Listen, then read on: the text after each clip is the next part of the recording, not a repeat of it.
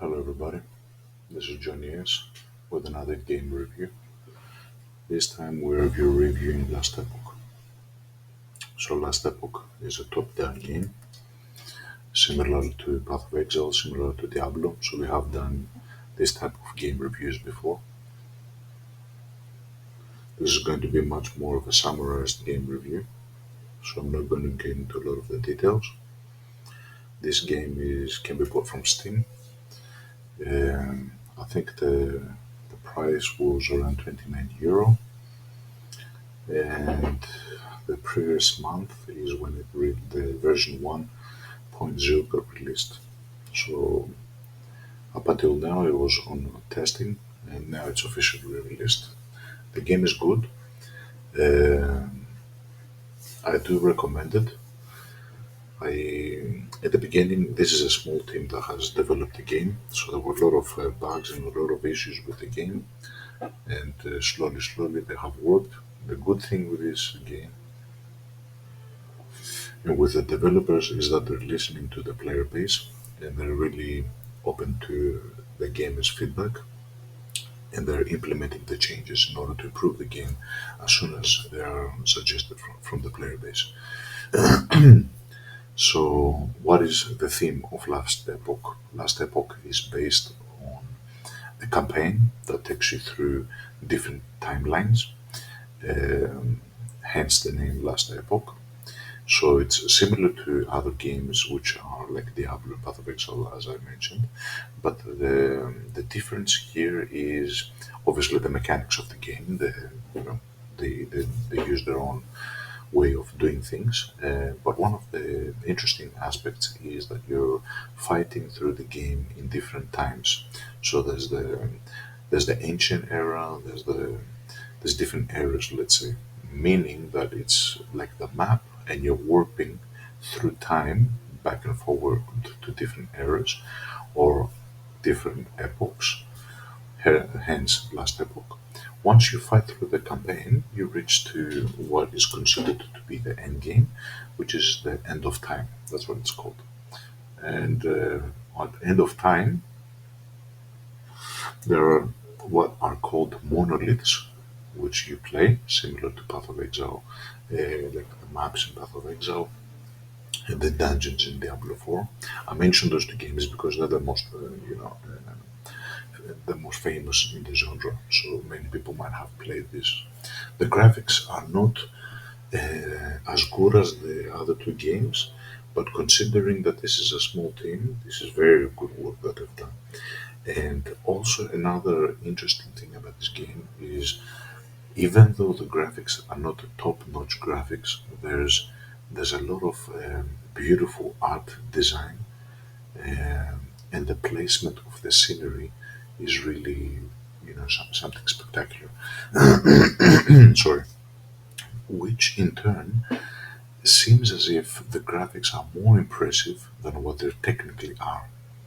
It goes to show that when there's good art design done, it kind of counterbalances some lacks in other areas that the game might have.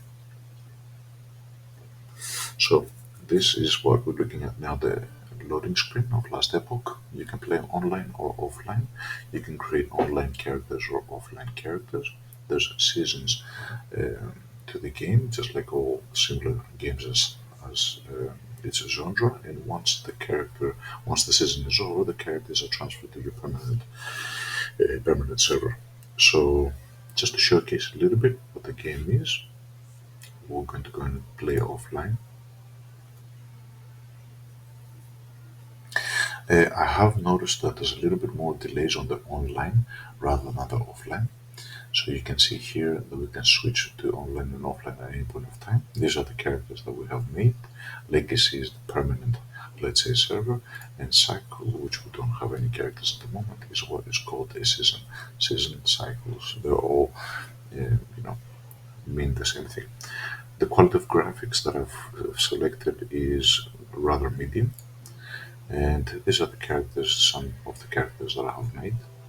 One of my favorite characters that I usually play in this type of games is Necromancer slash Minion Build slash, whatever you want to call it. So let's enter the game with this character, just to show a little bit what it looks like in game. So my character is based on minions, so I have to spawn different minions in order for the build to work. So once my minions come out, we should be ready.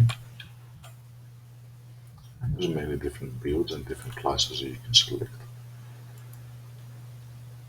I think in total, if I'm not mistaken, there's 5 classes with 3 sub specialization categories, meaning that there's quite a bit of variety into the game. You can make it as you like. So we're almost done. This is the map, and these are the different areas that I previously mentioned. So if you have a look, there's the ancient era, and here it's more like you fight against dinosaurs and stuff like that. The divine era, this is more like knights and stuff. Imperial, similar to the divine. Ruined is more like destroyed, evil is in, and the end of time. The end of time is where you unlock the monoliths of fate, and you go through these maps trying to climb slowly at the top, which is this area here where the highest rewards and content exist. At the moment I have not played much of this game, I'm only like at the beginning. Let's go into one of these areas just to show. So you can teleport at any point of time, which is good. The the setup of the game is quite similar to all other games of its type. So at the bottom you can have a look at your skills, your energy, your life. At the top are your minions and minimap overlay. You have your character sheet, which shows you your statistics, resistances, and so forth. And then you have your inventory where you carry items and you equip, making you stronger, your character stronger and stronger as you go forth. Some unique mechanics to this game which differentiate to its other competitors is the idols. So you're using idols slowly as you unlock, which can fine tune your character. They can be offensive or they can be defensive, however you like. Um, Pretty much everything else is quite similar to the rest of the game. So there's a set items. This is something that we've seen in Diablo 4. There's a legendary, there's uniques, there's you know, different items like that. Another unique component is the blessings. So slowly as you unlock the monolith, you require specific blessings. We have not unlocked all of them obviously, and you can equip different ones here. Another thing to mention will be uh, the the passive, let's call them. So when you first begin, you have a master passive, which is this one here.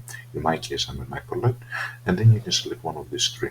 If you select one of these 3, then you cannot change. So this is something that you need to think about, and you can dedicate points to whichever one of these trees you are, which best suits your build. I can I can.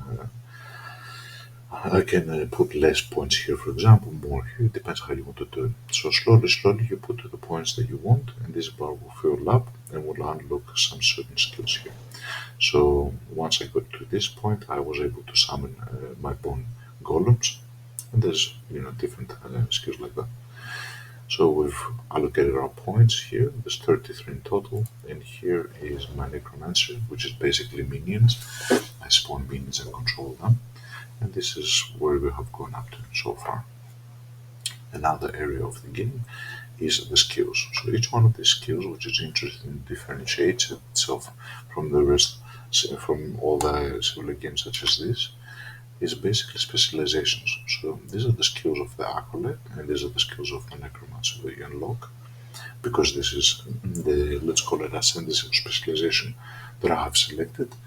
And each one of these you can place at the top here. Once you place a skill up here, it means you can further add points to it, with 20 being the maximum. So at the moment, let's take one example. For example, let's take for example the skeleton mage. So the skeleton mage starts from the middle, and then one skill which spawns skeletons, you can change the behavior of the skill. You can go up this way, for example, which will add, for example, cryomancers, it will add poison damage. So there's many different ways to specialize. One of the ways that I have done it is I have gone down this way and I have enabled this one. which is basically teleporting on summon. So my summon skeleton mage skill, which is a minion skill, I have converted it into a movement skill, which added a cooldown. So it's going to teleport to a location and it's going to spawn a minion as well. So this is the skill here. If I click somewhere on the map, it's going to teleport and it's going to cast 1 minion. 5 is the maximum.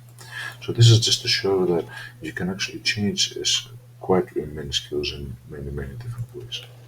Let's go to the one of the monoliths just to go in game to show you a little bit. And as you progress through the game, the content gets harder and harder as you go along. So the artwork is very nice as you've seen. If you zoom into the game, you will see that the geometric detail is not so excellent. This is why I said games like Diablo, Path of Exile, especially Path of Exile 2 coming as well, they're going to have much more detail that you can see here. But nevertheless, the textures are rich. Uh, the shadows and everything is okay. And obviously, I'm running medium graphics at the moment. But the art design, if you have a look, is very beautiful. This is not a stage that really showcases, but you can get an idea. So the gameplay is very passive. You're going through and you're killing enemies, using your movement skills. You're collecting money and items, like in most of these games. Usually, when you go inside a monolith, so this is the end game maps, let's say, you're going to have some specific things that you need to do. For example, this one tells me I have to slay 2 golems. So we slayed one of those golems. There's another one, which is indicated on the map with a white symbol. So we can start going towards that side. So there's a golem here. You can see it's moving around the map. There it is, it's the big gatherer. Okay. So it says Echo Conquered. It means that I can go out of the map because my objective is complete. As you complete objectives, you're going to unlock additional stability, is called in the game. Sorry, I'll throw it. And basically, the stability allows you to unlock different areas and progress of the game. So there's different ways that you can play it. It doesn't have the concept of a boss at the end of the game, let's say. And there's some other mechanics here as well. So most of these games that have the concept of bosses, this doesn't have a boss. You can open the portal on the right hand side now because I have completed my objectives, or I can fill out this bar to get the most out of my map. Or if you like, you can go through and kill the whole area. You can make it an overlay so you can see the whole map as you slowly uncover it and what you have left to uncover. Usually the way that I play it is I complete objectives quite early as soon as I go into the area, and then I try to get the bar maxed. So at the moment we're on 19 out of 24. Once this goes to 24, I'm going to exit the map. And that bar goes slowly up as you complete objectives, kill enemies, and perform all these actions. So this is a quite simple build that I'm using. The only thing that you need to keep in mind is make sure your minions stay alive, and in case they die, you can just respawn them. So I like this type of passive gameplay. So we're almost there. We're at 23 or 24, and we have a little area down here. You can move around with the map overlay. So next and scissor, depends how you like it. So let's go here, kill a couple of these guys. And we're at 24 out of 24. So now I can go out. Usually, filling up the bar is almost like finishing the game. So we click the Go Forward. It will take us back to the main screen which we entered, the monolith. There's a crystal that you click for the rewards, depending on the type of map that you selected, and a box. The other good thing to mention with this game is that there's filters. So if you go to the settings, you can select the filters which are controlled from within the game. So this is nice. You can manage your loot filters. At the moment I have made one and I've called it basic filter. You can go here and you can select different things. For example, I have made it so that it will hide any item based on the rarity of normal, magic, and rare. If I wanted to show the rare, I will unselect this. So if I say update, it will show me the yellows. Whereas before they were hidden. And this makes looting much simpler. So if I go back again just to show, I select it, those items on the floor will disappear. They're gone. And once you're here, you can actually pawn whatever items you like in your inventory, and whatever you do not like, you can sell it. And then you repeat the process again and again.